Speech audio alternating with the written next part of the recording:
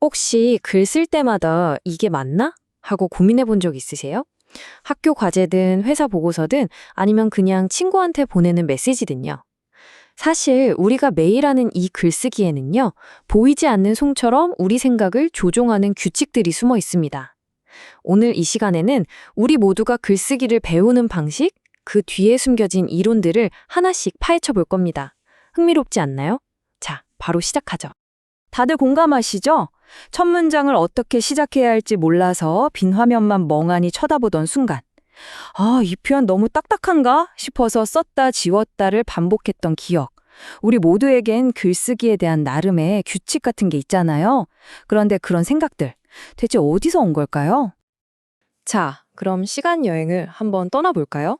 고대 그리스의 웅변가들에서부터 시작해서 글의 완벽한 형태를 최고로 치던 시대를 지나 작가의 복잡한 머릿속을 들여다보고 마침내 글쓰기가 혼자 하는 게 아니라 일종의 대화라는 걸 깨닫기까지.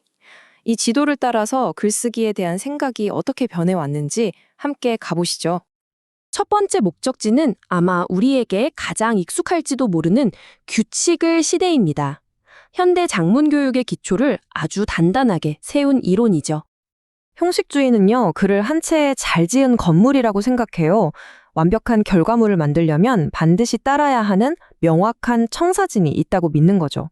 그래서 문법, 맞춤법, 그리고 정해진 구조, 이런 것들이 무엇보다 중요했습니다. 그러니까 텍스트 그 자체가 주인공인 셈이에요. 법률 문서나 기술 매뉴얼처럼 정말 한 치의 오차도 없어야 하는 글의 아주 유용한 관점이라고 할 수 있겠죠. 근데 이 접근법이 갑자기 짠 하고 나타난 게 아니에요.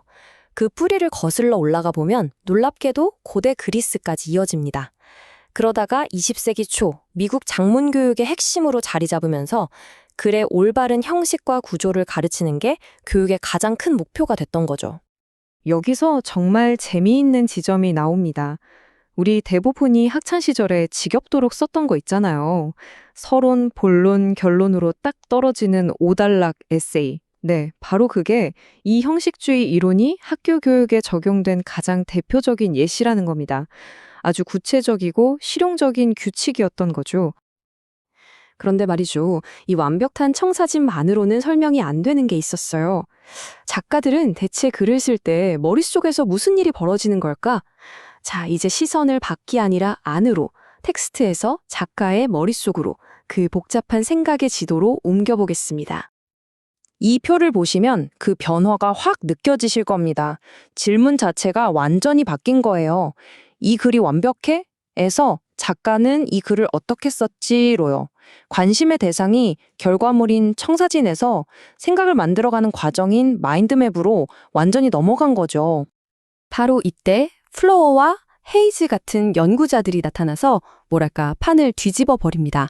이 사람들은 작가들한테 소리내서 생각하면서 글을 써보라고 시켰어요. 실제 작가들이 글 쓰는 걸 옆에서 지켜본 거죠. 그랬더니 글쓰기가 생각처럼 깔끔한 단계별 절차가 아니더라는 겁니다. 실제로는 아이디어를 냈다가 지우고 다시 앞으로 돌아가서 고치고 아주 복잡하고 정신없이 왔다 갔다 하는 과정이었던 거죠. 이들은 글쓰기 과정을 크게 세 단계로 나누었습니다. 계획하고 글로 옮기고 다시 검토하는 거죠. 근데 여기서 진짜 중요한 건 뭐냐면요. 이게 1, 2, 3번 순서대로 딱딱 끝나는 게 아니라는 거예요. 작가들은 이 세 단계를 수시로 정말 정신없이 넘나들면서 글을 완성해 나갑니다. 그러니까 다음에 초고가 엉망진창이라고 좌절하지 마세요. 그건 글을 못 쓴다는 신호가 아니라 뇌가 아주 정상적으로 잘 작동하고 있다는 증거입니다. 자, 이제 작가의 머릿속에서 나와서 더 넓은 세상으로 한번 가볼까요? 글쓰기라는 거, 과연 혼자 하는 일일까요? 이 질문에 대한 대답이 바로 사회구성주의 이론의 핵심인데요. 글쓰기는 절대 고립된 행위가 아니라는 겁니다. 오히려 이미 진행 중인 어떤 거대한 대화에 참여하는 것과 같다는 거죠. 이 대화가 벌어지는 무대를 담화 공동체라고 부릅니다. 말이 좀 어렵죠? 근데 사실 별거 아니에요. 예를 들어 과학자들은 논문이라는 형식으로 서로 대화하고 변호사들은 법률 문서로 소통하잖아요. 심지어 온라인 게임 팬들도 그들만의 용어랑 밈으로 소통하면서 하나의 공동체를 이루죠. 이들 각각이 모두 담화 공동체인 겁니다.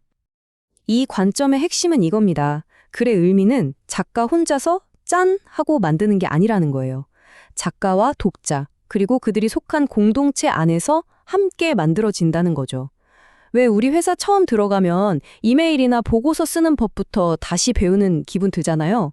그게 바로 그 회사라는 다마 공동체의 암묵적인 규칙을 몸으로 익히는 과정인 겁니다. 지금까지 우리는 규칙, 과정, 그리고 공동체에 대해서 이야기해봤습니다. 이제 마지막으로 가장 개인적인 영역으로 들어가 보려고 합니다.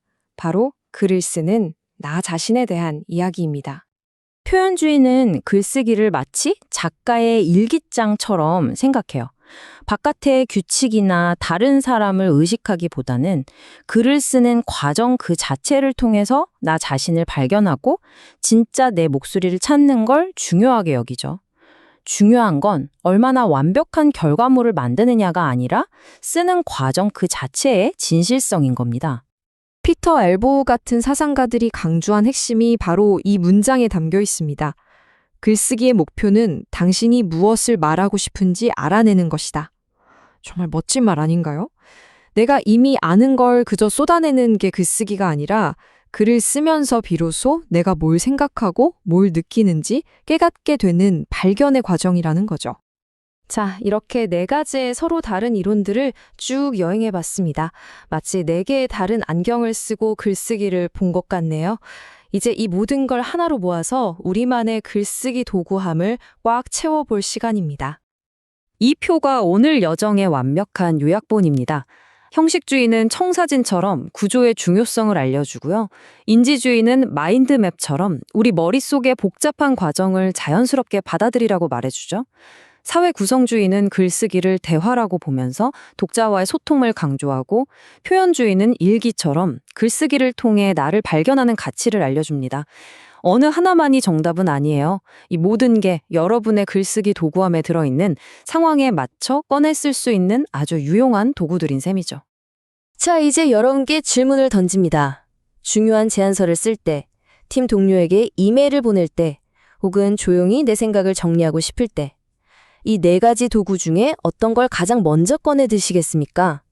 글쓰기의 유일한 정답은 없지만 이제 여러분은 상황에 맞는 최고의 도구를 선택할 수 있는 지혜를 갖게 되셨습니다.